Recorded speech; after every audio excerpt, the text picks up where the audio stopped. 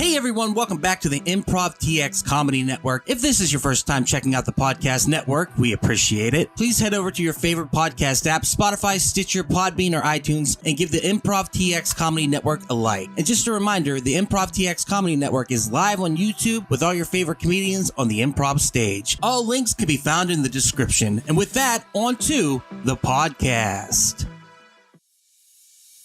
Hey everybody, welcome to the Act Out From Open Mic to the Big Stage. Comedians tell us how stories were made. Today, I'm sitting down with one of my favorite comedians, hands down. You're actually one of my heroes. Man. And I'll explain that to you here in a minute. Okay. But this comedian, local guy, totally kills it on stage. And I've watched him go from being an open micer to actually headlining the showroom. For sure. And it happened pretty quickly. And we'll talk about that. We're sitting down today with Alfred Kainga. Alfred, how are you, sir? I'm good, Doc. How are you doing, man? I'm awesome. So, just to tell you real quick why you're one of my heroes. Number one, you're hilarious. You're definitely within the top 5 of DFW. I appreciate it. Hands down. Yeah. But also, whenever I quit the improv for a while, I came back, you recognized me. You're like, Duck, how are you? Yeah. And that meant the world to me, dude. Like, it brightened my day. I was like, he remembers me. Come on, man. Because I think the first time we met, you were working at the Arlington Improv. That's right. That was my home club, man. And you were always very courteous. And it was cool seeing you come back again. I'm like, wow, there's Duck right there. So I was excited, bro. It was very cool. And and then I started working over here and you recognized me too.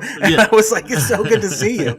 But so let's talk about kind of how you got started. But first of all, how long have you been on comedy? Gosh, man, I started doing comedy as an open micer 2007. Now, here's what happened. I did it for a couple of years, and I got frustrated because I was so naive. I thought I was going to come into the comedy game and be a touring headliner in 3 months. Yeah. I just thought I was going to be flying in jets and, just filling up arenas. So I had no clue. So kind of got frustrated. 2008, I walked away. Then I really came back seriously a year and a half later in 2010. That was the rebirth of my comedy career. And it's been rolling since. Oh, that's awesome. Well, let's talk about first where you're from. Right. So you're from Africa? Yeah, right? so I'm originally from Zimbabwe. Zimbabwe. Africa, that's in southern Africa. Zimbabwe. Zimbabwe. Yeah, just like Mufasa. Say it again, Zimbabwe.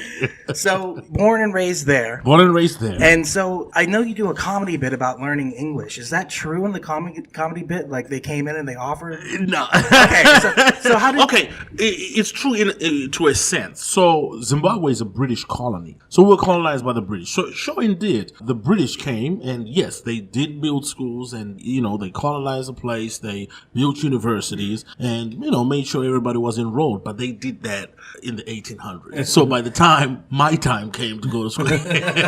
You were set. You were good. We were already good, So did you learn English from a young age then? Yes, absolutely. So English is the official language of the country. Okay. So at school, you're learning English. You do all your curriculum in English. Then at home, you speak your native language. Oh, excellent. Yeah. So awesome. you automatically growing up speaking 2 languages. And so your mother sent you over here. She worked hard to get a ticket. Is that right? Sure did. And then she sent you over here with $700? $700 in my pocket. And she paid for 1 semester of college. Oh, that's so cool. And said, you better tear your ass and don't come back unless you got a college degree or you got money. You know what I mean?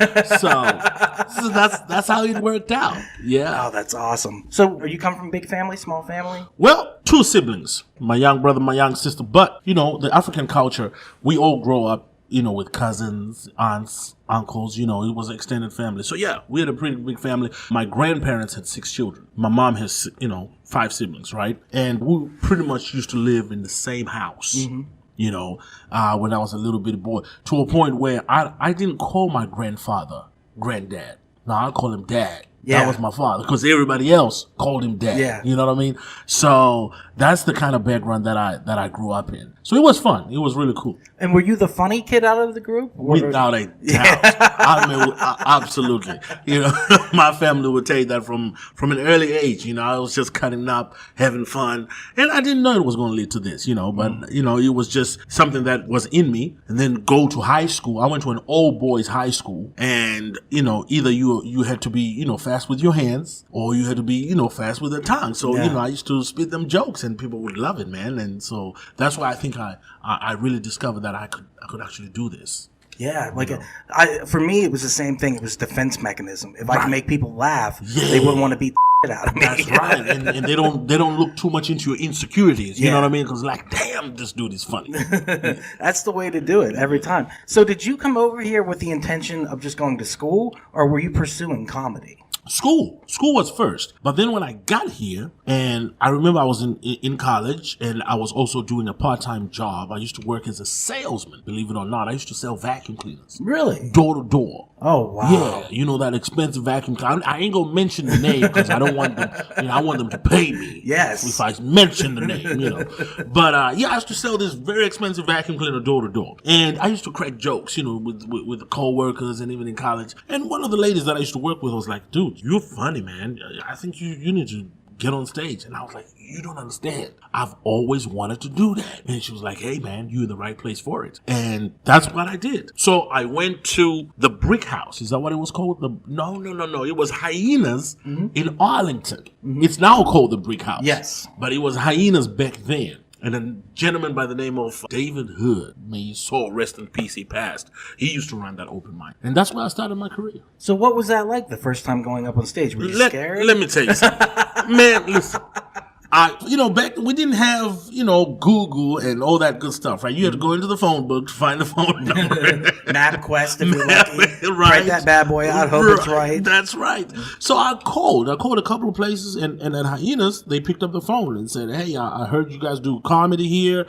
I'm funny. I want to come out." And he was like, "All right, you come every Wednesday, and we give you 3 minutes." And I was like, 3 minutes? I said, "Dude, you don't understand. I'm hilarious. I did 30. Yes. He absolutely. said, "Son, I'll never forget this." He said, "Son, have you ever been on stage before?" I said, "No, but I got 30. He said, "No, the fuck you don't. You come and eat this 3 minutes, and then we'll make it work." So I spent that whole week practicing that in my mirror, my 3-minute set that I'd written down. And I had a timer. I'll never forget this. I had a clock, and I was timing myself, and every time it was hitting 3 minutes. I was like, "Dang, I got it." I practiced again. 3 minutes. Bam. I got it. Following week, I went. First time. I signed up. And now let me tell you the crazy part. I got there at 7 because they told me the open mic starts at 8. Man, I put my name on the list. One of the first persons to put my name on the list. This is when you learn about comedy. So I'm sitting around and people start trickling in. I'm thinking, okay, my name is number 1. I'm going to go first. Little did you know that when all these comics come in, you got your veteran comedians, you got your intermediate comedians, they get first dibs. You're just a rookie. This is your first time. I got there at 7 and I saw people going up. And I'm like, wait a minute. I thought I was going to be first. No, sir. Your turn will come. I got on stage that first time, I think it was about 11:30 at night. Yeah. And by this time, there was probably maybe 6, 7 other people. 4 of them were comics who were waiting to go after me. Right. And the rest were wait staff, and that was it. So I got on there, and I did my set. My 3-minute set. I did it so fast. I got a couple of laughs and a couple of claps. When I got off the stage, I went back to David Hood. I said, "Hey, man, how did I do?" He said, "How did you do? You got 2 more minutes left." I was like, "Are you kidding me?" He said, "I thought you said you got 30 minutes. I said, "Wait, no."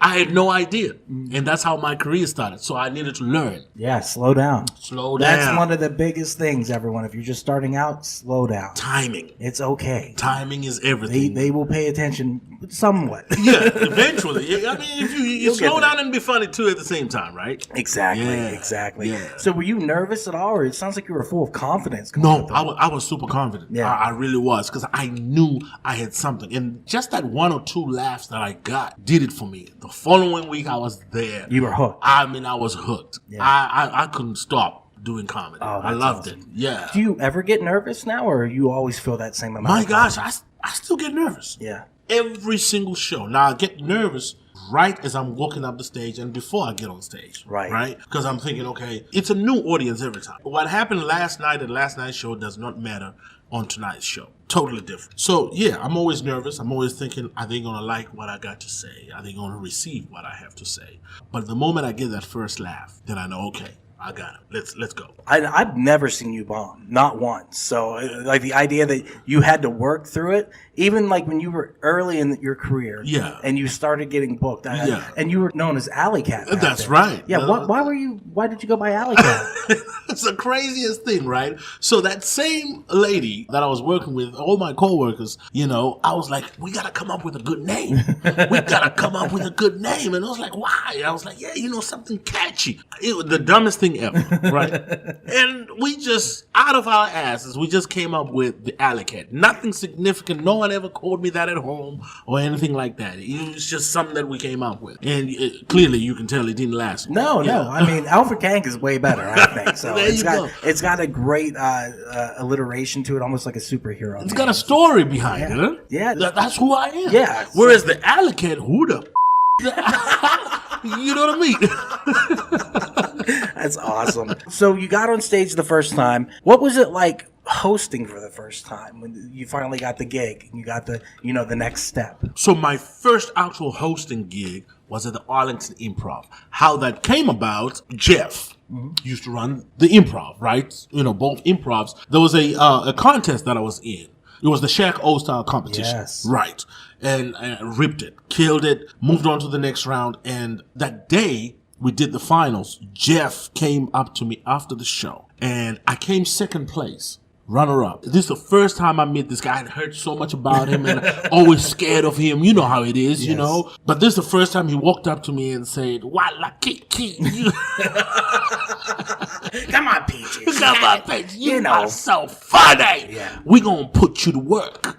Get his number. So he told the manager, get my number, we're going to put you to work. And I'm thinking, okay, sure, no problem. That was a Wednesday night. Believe it or not, the very next day, Capone is coming to town. And they asked me to host. Nice. That was a game changer. You know what I mean? That was like, okay, so I'm coming in, and that's when I learned professional comedy. You get on stage, you do your 10-minute set, you introduce the first act, you get off, you come back. Now, always remember, this is not your show. You're on the show, but this is not your show. This is the headliner show. So you're working. Whatever he wants, you do. If he tells you to get off stage in 8 minutes, respect that and get off. So I started learning the business of how to do stand-up, and that helped me a lot. And what a great show to start on, too, with Capone. Oh, with Capone. That's awesome. And we became friends. And immediately I asked him, I said, hey, Capone, can I tour with you? And he's like, nah. You're not ready. Yeah. Hey, shoot for the stars, though. It doesn't hurt to ask. But guess what? A year later, he came back. Capone came back to the Improv, and he took me on the road for 3 years. What? Yeah.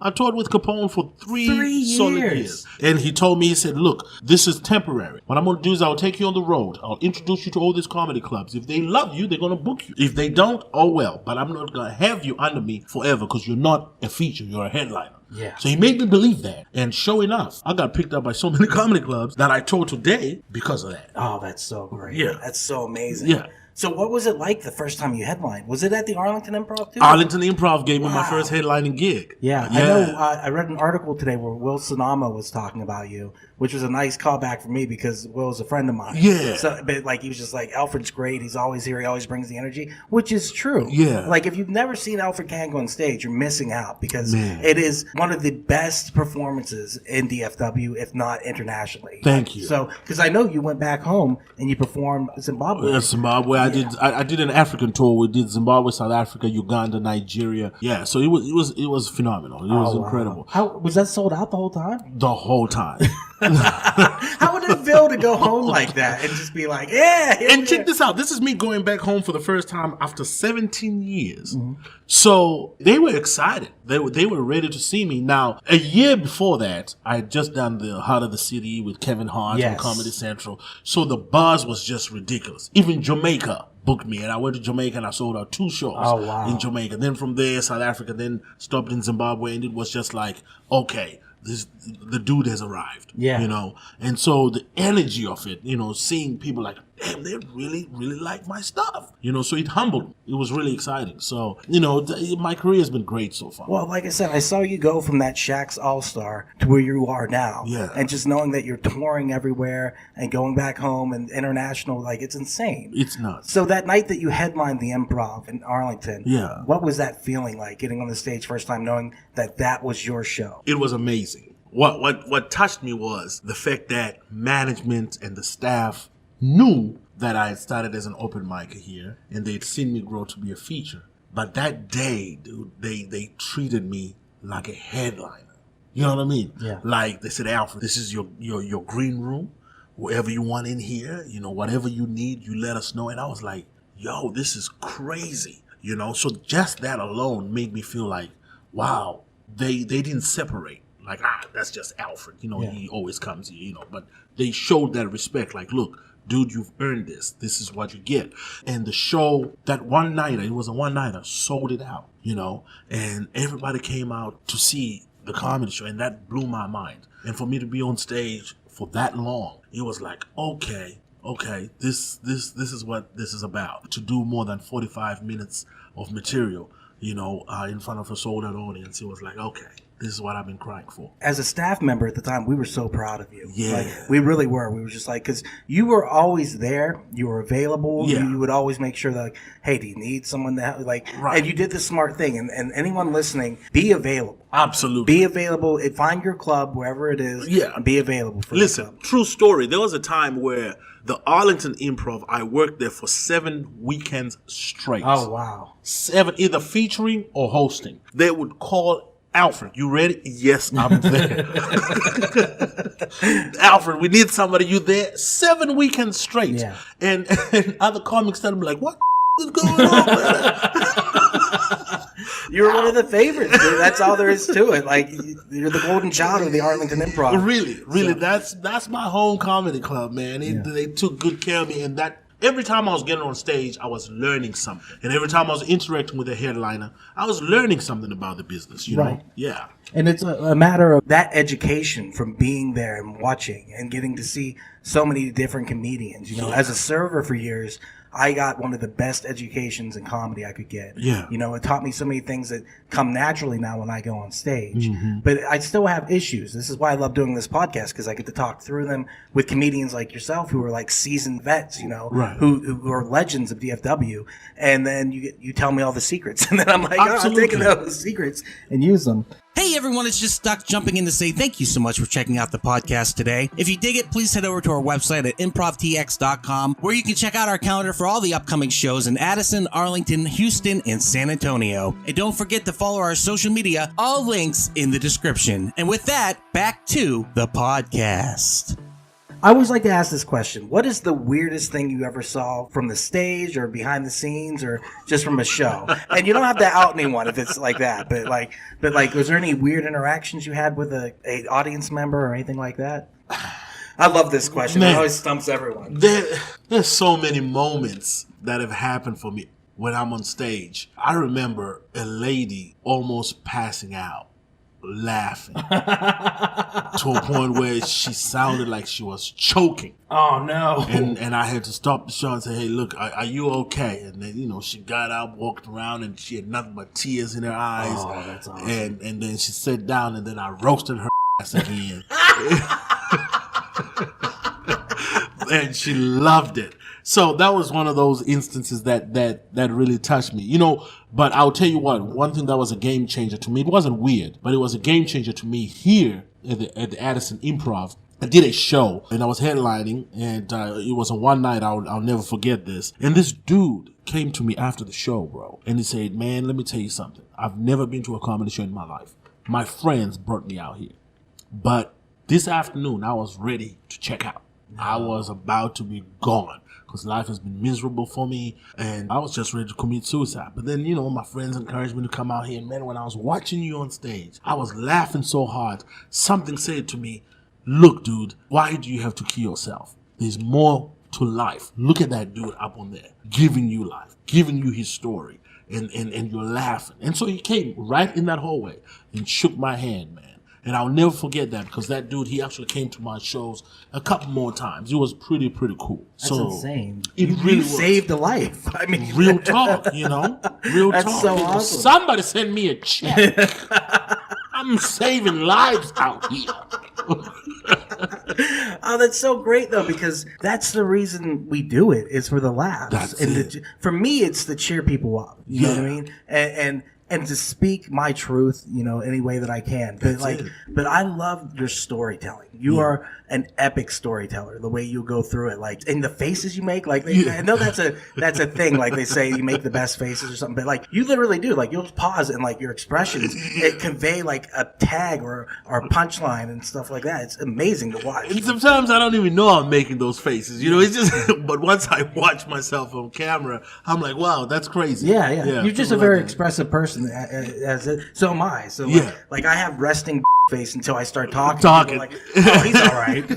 So what is your writing process like? Do you write down stuff longhand? Do you go to the computer? Bro, I probably have books up high. I like to write with pen and paper. So I have books. Those what do you call those? Composition books. Mm-hmm. Yeah. So I'll write the whole premise. I'll write everything that I'm thinking of. What's going to be funny and what's not going to be funny. Where's the storyline? What's the punchline? And then I just go, what message am I trying to convey in this story? So that's what I do. And what's funny is when I started out, I would write so much. Then I would bring my notebook on stage as an open micer. And I would notice sometimes that, I would drop what I thought was the punchline and the premise. And then you'd get more laughs on something that you didn't even expect to get a laugh at.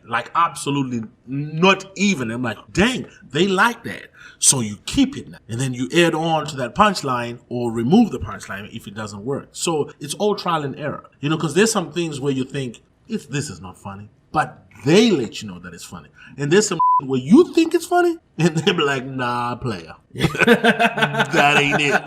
It's crazy because, like you said, you'll say a line that's the setup or the twist. Yeah. And you get a laugh on that, and you're like, where did that come from? Right. That was so weird. And when you actually do material in front of an audience, a paying audience, it's such a different experience than whenever you're doing open mics. Because open mics will kill you. Absolutely. They are the killer of the faith of comedy. Yeah. So it's one of those things that I like the fact that my set gets laughs at an open mic, but in front of an audience. Oh my God. That's where it's at. The experience is insane. I literally had to question myself. I'm like, they're still laughing. Are they laughing at me? What's going on? But they love it. It's an amazing experience. Truly. Do you ever get starstruck? Oh my gosh, yes. Yeah. I got starstruck when I met Capone. And I think every headliner that I've worked with, I'm just in awe, right? Because these are the people that I grew up watching. And I just respect them. Bill Bellamy, Kevin Hart, I got to work with him. I really got starstruck right there, and because when he walked in, I'd been practicing my shit in the mirror like, hey, Kev, how you doing? I'm like, and then he walked up to me and said, hey, Alfred, we're glad to have a real African on the show. And that's when my accent came out. I said, hey, it is good to be here, Kevin. You want African, I give you all the African I can find.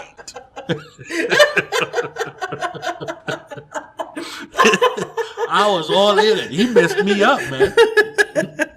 But do you talk to him now, and it's normal, or do you still kind of get a little bit? So his management crew, the Plastic Cup Boys, man, Joey Wells, we've kept in touch. They were actually here, Kevin, October, he's touring at the American Airlines. Yeah, man, VIP tickets, backstage passes. So it's got its perks, right? It really does. So I feel like I'm part of that whole group, so it's incredible. That's so incredible. Yeah. I was going to ask, and I forgot, what was the first experience you had with comedy? Who did you see first? Who was your influences? Mark Curry. Mark Curry? I love Mark Curry. Right here, 2006, I believe, or 2005 maybe. Yeah. Mark Curry right here on the stage, and I was like, dude. So now, check this out. Growing up in Zimbabwe is a British colony, right? So we used to get TV shows from England and from the States. So we grew up watching a lot of sitcoms, hanging with Mr. Cooper, Seinfeld, the one with Tim Allen, Home Improvements, Martin, all those. So I loved that stuff. Comedy for me was always something that I always watched. I would watch that stuff and I would go to school and repeat those jokes and stuff like that, right? But what I had no idea was all those guys, or most of them, started out as stand-up comics until I got here. Then I was like, wait a minute. Hanging with Mr. Cooper is a comedian? What are you talking about? So first show I said, I gotta go see that guy. I grew up watching him. And to me, it was just like, okay, man. All right. If I can do just half of what he did, I'll be all right. And he's so good too. Like, funny. Yeah. Just ridiculously funny. I grew up hanging with Mr. Cooper also. Yeah. When I was a kid. And I remember just being like, wait, he's a comedian? Like, I was super excited about that too. Right. I had no clue Steve Harvey was a comedian until I got here and the Kings of Comedy was out. I'm like, what? Yeah. I just thought these guys were TV actors. The Kings of Comedy is such an influential like part of my comedy history. And the Queens of Comedy too, with Monique. Yeah. Like Monique really stuck out to me when I watched that as a kid. Yeah. And I just remember being so like in awe of like and when she talked about getting a sex sandwich, I didn't even know what that meant. I was just like, all right, well, she's getting a sex sandwich. It sounds good to me. I know. And something that was crazy to me, living in Texas at that time, I think 3 years later, the blue collar comedy came out. And now, you know, I mean the culture now. I mean the Texas culture, I could understand all of that stuff. So it was like so brilliant to me, man. I just came to the right place at the right time where comedy was just booming and my love for it was born, and I was like, okay, I'm gonna rock this. And with the blue collar, you know, Ron White got started pretty much the same place you got started. Hyenas in Arlington. Exactly. That's right. So that's crazy. That's a great connection there too. What advice do you have for comedians who are just starting out? People like myself who are only a year in, who've been doing it, that really need the advice of somebody who's been doing it for a while. The stage and the microphone is your friend. Oh, wow. No one has said that yet. Because it doesn't always feel that way. Yeah. That is your friend. It's like, check this out. When you start going to the gym, right? I mean, we are the worst example. We're sitting out here with kegs and but when you start going to the gym, right? First day, you're going to do 10 push-ups. It's going to be hard, right? First day, we'll probably do 3. Right? I'm like, you know what? I'm out of here. Tomorrow you come back. You're going to let me push. You're going to do 2 more. Now you're at 5. Next day, okay, I'm eating 9. Next day, 10. Now we're pushing 20.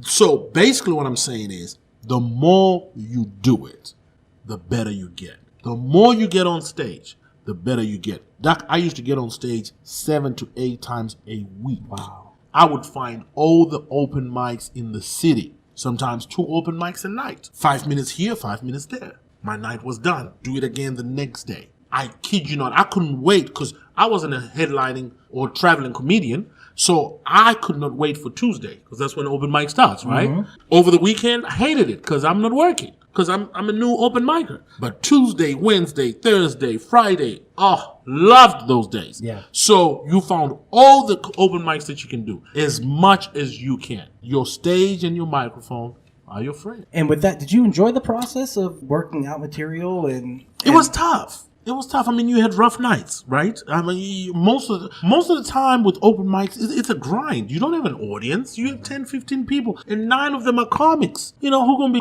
on your you know what I mean? So, but what a lot of people don't realize is open mic, you're not really doing it for the audience. You're doing it for you, learning how to hold the mic, learning how to pace yourself on stage. So you become so comfortable. You know, when it's your first time on stage, some people, you're just stiff. But the more you do it, next thing you know, you're rolling yourself on the wall. You know, it becomes your friend. That's what I mean when I say it becomes your friend. Because you become so comfortable with it because you do it all the time. And next thing you know, things come off the dome. Improv. My improv work improved incredibly by getting on stage all the time. Mm-hmm. That's all there is to it. So you're not afraid of crowd work at all? Absolutely not. I love it. Yeah. I used to be petrified. I used to be scared of it, but there's a guy by the name of D. Ellis. Mm-hmm. He said, Alfred, because he's a king of improv. That's all he does. You know, and I'm going to go on record and say, D. Ellis doesn't have any material. He's got improv work, you know. He'll give you 45 minutes of improv. But he taught me, he said, look, if you're able to engage with audience and then come back to your set, you're going to be unstoppable. Yeah. Because there's things that happen during the show, right? Wait staff comes and gets knocked over and then pulls. You got to talk about that. Yes. You know, someone that comes in with a ridiculous outfit, we got to talk about that, you know? So I love my improv work. How do you deal with hecklers? What is your go to? Do you engage or do you ignore? Thank God I haven't had very many, but the ones that I've had, I've handled them very well. Yeah, my go-to is I let them know, like, look, man, I passed immigration. You think I'm gonna be scared of you? Come on, man, you gotta come better than that. ICE, let me in. You ain't gonna stop me. One of my favorite bits is about your immigration, like going in to get your papers. And Yeah. Oh my God! Yeah. Like, I don't know if that's online or not, but if it is, look it up because is it part of? You did a special, right? Did you film? Yes, we did it. We filmed a special back in 2014, and Comedian Q was one of the producers of that thing. That story was not on there yet. I haven't put it on there yet. And as a matter of fact, we're going to be dropping it here very soon. Oh, excellent. Yeah. Excellent. Yeah. Well, you've been on Comedy Central. Mm-hmm. What else have you been on? I know. RideTV with Chad Prather. You know Chad Prather? No, I've never heard. Chad Prather is a cowboy comedian. Very conservative guy. Very red. Did a show in Las Vegas. And it got put on this cowboy channel called RideTV. It was called the Comedy Shootout in Vegas. And it was pretty dope. I enjoyed that. And then I did a movie called... Yeah, I saw that. Yeah, The Disconnection Notice. Yeah. Yeah, that movie was so terrible. They paid us in DVDs. You understand? That movie... Get rid of them. Is it really that bad? It was all right. Everybody else did great. My part was... I mean, this is my first time in a movie. It was horrible. It was like watching a bad Michael Blackson impersonation. What's your character's name? Matu? Matu, yeah. And that's what the directors wanted. I said, let me be me. They said, no, we really want you to be like a Michael Blackson. And I was like, that wasn't the best idea. Where do you see yourself in 5 years? Where do you want to be? Good question, because it's January 2nd, right? January 3rd, and we're talking about resolutions. Man, definitely more tours. That's where I'm looking at. 40, 50 weekends. Here in the States and internationally, and also more TV credits.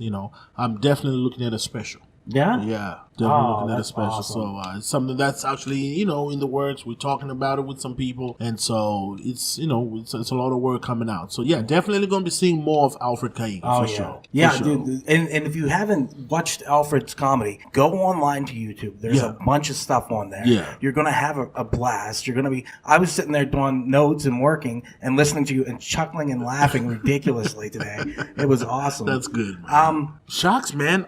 This year, 2023, just, go to my Instagram, go to my Facebook, go to my Twitter, and I'm posting all my tour dates, We're going to be right here. Can I talk about the show? Yes, absolutely. That's Thursday, January 12th at 7:30. Yeah. Yes. Who's all on the show? I got a dude named BJ Kramer. Oh, BJ is awesome. Very funny, Yes. Let me tell you a story about that kid. When I first met him, he was 14 years old. He used to come to open mics with his mother. Yes, who was a comedian also. He was a comedian. Yeah, who was a comedian as well. And I just watched him grow, man, and now he's a phenomenal comedian, Oh, yeah. And then there's another guy called Corey Cherry. Mm-hmm. Yeah, he's going to be on the show. And then there's a dude from Houston by the name of A.D. Hodge. He's going to be on the show as well. So it's going to be very, very funny. Young, upcoming comedians who are going to be on there. And February 3rd and the 4th, I'm going to be at the Cleveland Improv. This is my first time at the Improv in Cleveland. So I'm excited about that as well. That is awesome. Have you been to the Houston one in the year? Yes. Yeah. Yes, I've done Houston. I can't wait to go. But no, I haven't done Houston as a headline. I've done it as a feature